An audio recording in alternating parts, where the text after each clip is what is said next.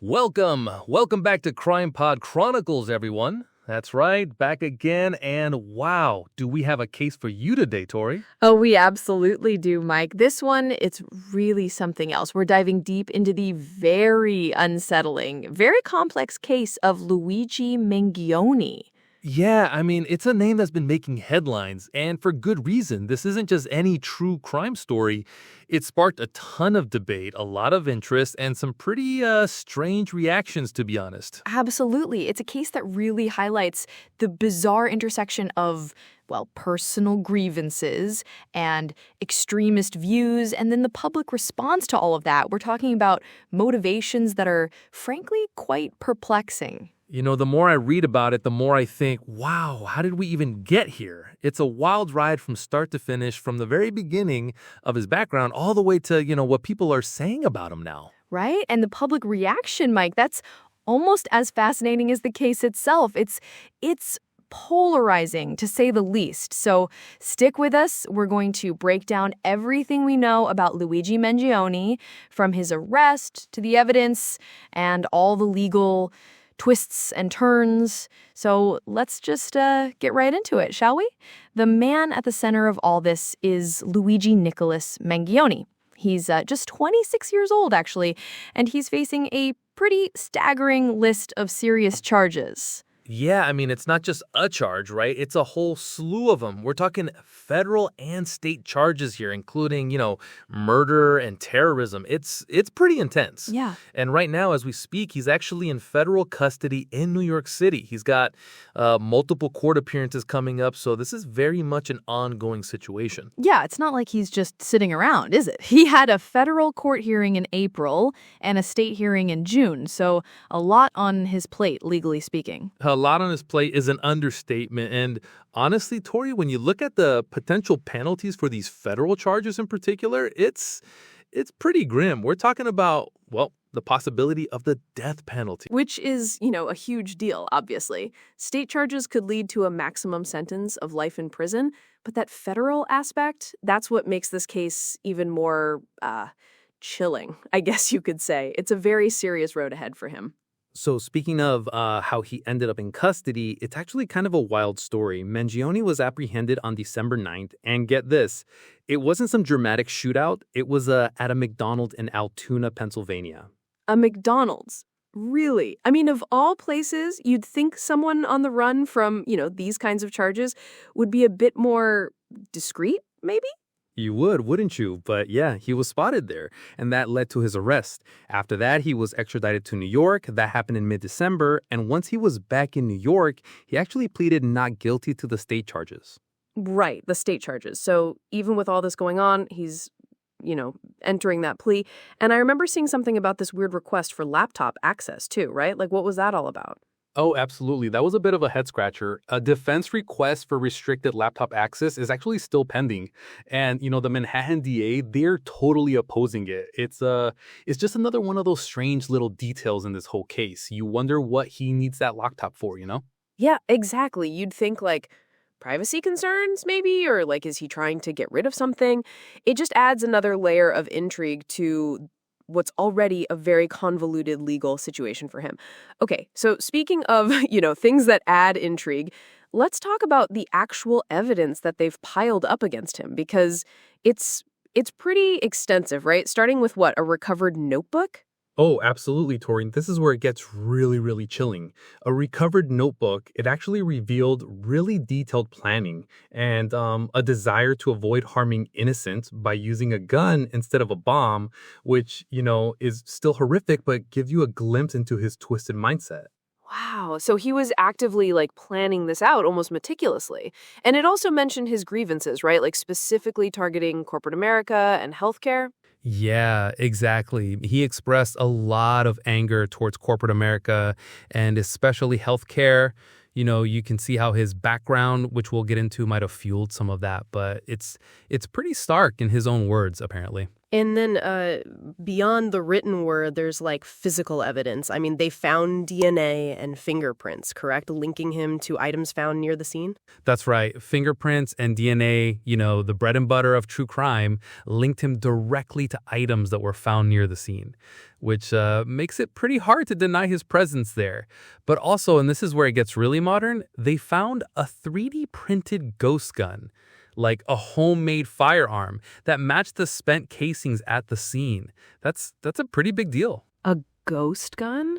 Oh, wow. So not even like a traditional firearm purchase, but something he, potentially created himself. That just adds another layer of premeditation and like dedication to his cause, whatever he believed that to be. And I'm assuming, too, in this day and age, surveillance footage probably played a pretty big part, right? Oh, absolutely. Surveillance footage, which, helps place him there, helps confirm movements.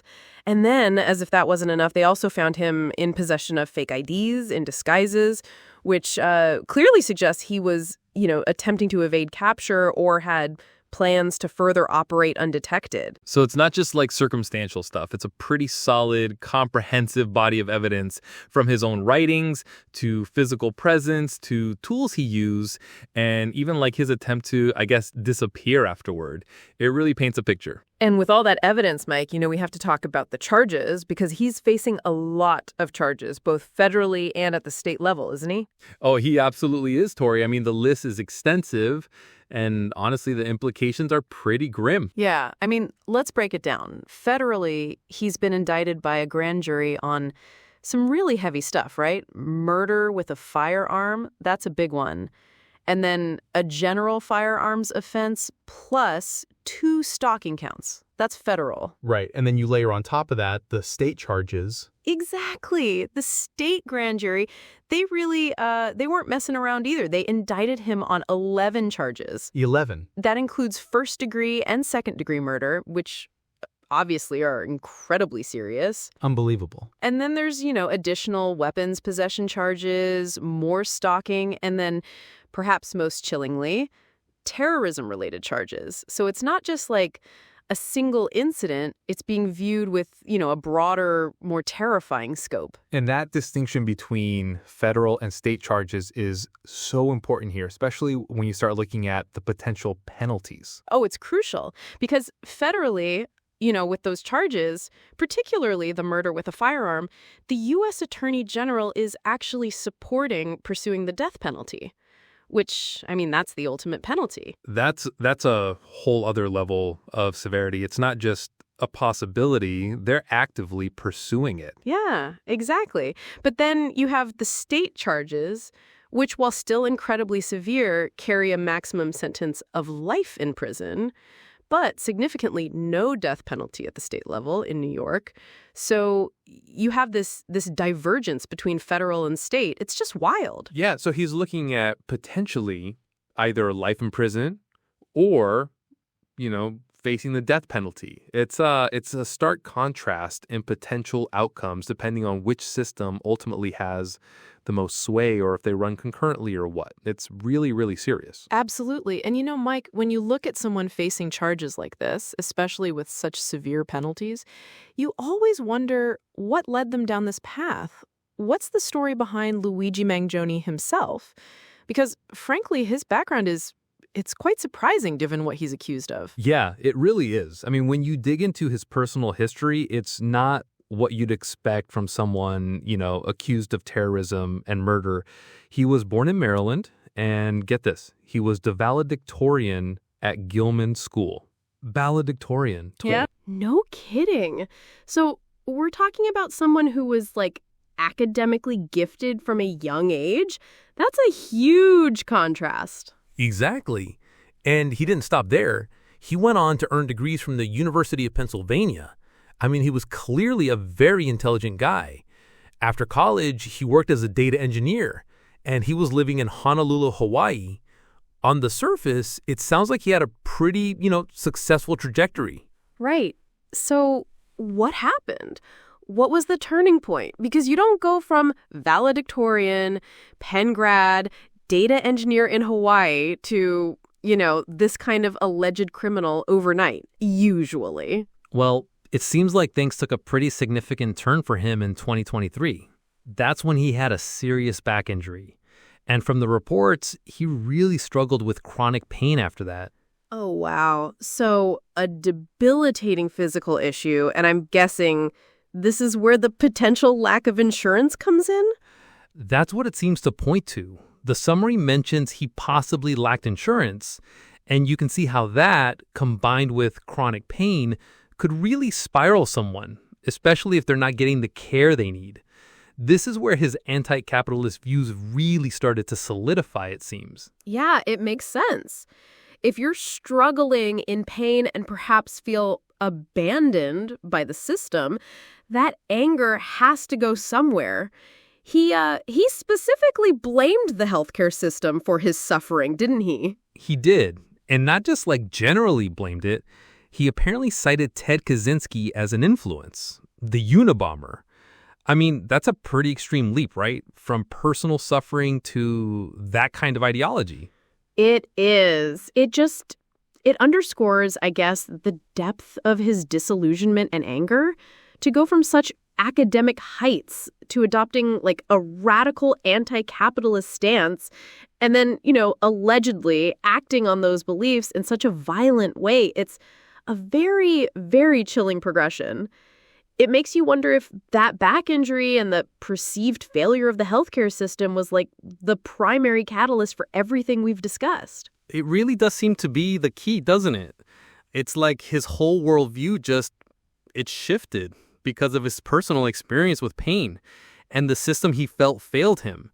It's tragic, really, in a way, not excusing anything, of course, but you can see the thread. No, absolutely. It's not an excuse, but it definitely gives us some insight into the potential motive behind his actions, however warped it might be. Yeah, I mean, speaking of warped motives, Tori, what's really wild about this case, and frankly a bit disturbing, is the public reaction to it. It's incredibly polarizing. Oh, I've seen some of that. It's baffling to me, honestly. You have people out there praising him as some kind of Robin Hood figure, right? Exactly. Some online users, they bizarrely see him as this hero, targeting the healthcare industry because of his grievances. It's like they're completely overlooking the actual murder and terrorism charges.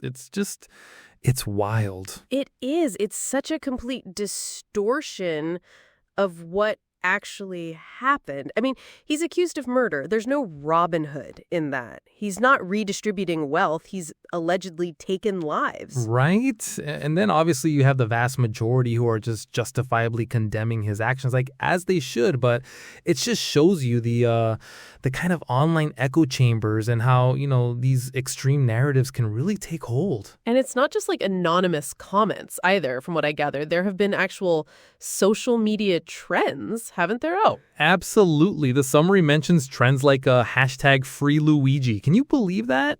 Hashtag free Luigi. And then there are memes, t-shirts, even protests. It's so real. This isn't a political prisoner. This is someone facing very, very serious criminal charges. Yeah, it's incredibly troubling to see that level of, I don't know, misplaced sympathy or an attempt to glorify something so violent and tragic. And it seems like there's a specific demographic, too, that's more inclined to this viewpoint. Yeah, the polls actually reveal a pretty clear generational split. It says that younger liberals tend to be more sympathetic towards him, which, I guess ties into some of those anti-capitalist sentiments that Mangione himself expressed. That's what I was thinking. It's almost as if some people are looking at his stated motivations and detaching them from the horrific acts he's accused of committing. They're focusing solely on the why and, ignoring the what. It's a dangerous path to go down, for sure. It's one thing to criticize the healthcare system. It's another entirely to, praise someone who allegedly resorted to violence because of it. There's just no justification for that. No, absolutely not. And it really speaks to the broader societal issues that, some people feel so disillusioned that they might even briefly consider such a figure as anything but a criminal. It's a stark reminder of the underlying anger that can exist. Well, Mike, I mean, that really brings us to the end of our deep dive into the Luigi Mangione case. It's truly a complex and unsettling story, isn't it? From his academic background to that crippling injury, and then, these horrific alleged acts fueled by anti-capitalist rage. Yeah, absolutely, Tori. And it's not over yet, with those federal and state charges and the potential for the death penalty on the federal side. I mean, this is a case that will continue to evolve in the courts. It's far from finished. Right. And it just goes to show how many layers there can be to these true crime stories, from the personal motivations to the broader societal reactions. It's a lot to unpack. It really is.